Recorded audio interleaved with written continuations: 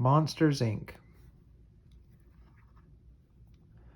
At Monsters, Inc., the new employees were learning to be scarers, monsters who came through children's closets to make them scream.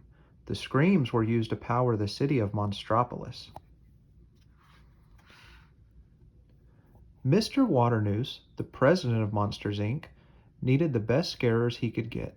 But being a scarer wasn't easy. Monsters thought children were poisonous, and kids were getting harder to scare. Mr. Waternoose was worried that there would be less and less scream energy for the city of Monstropolis. One big blue monster named Sully was the best scarer. His friend Mike was his partner. A mean purple monster named Randall was jealous of Sully. One night, a little girl got through a closet door that hadn't been put away. She grabbed Sully's tail and called him Kitty. Sully didn't know what to do. He put the girl in a bag and ran to find Mike.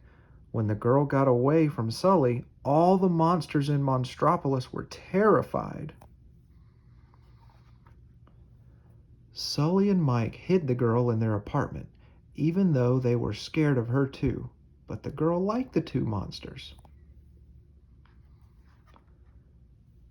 When she finally fell asleep, Sully realized she wasn't so dangerous after all. Sully named the little girl Boo and dressed her like a little monster. He and Mike took her back to Monsters, Inc. to send her home.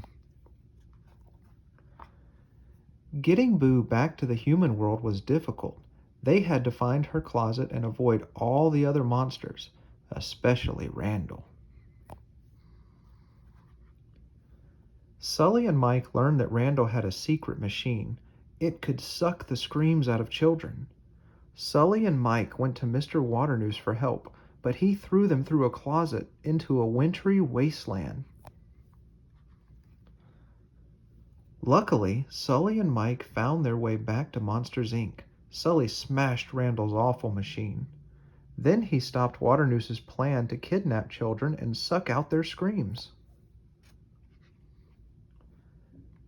And thanks to Boo, Sully realized that laughter had more power than screams. He became the president of Monsters, Inc., and Mike became the top laugh collector.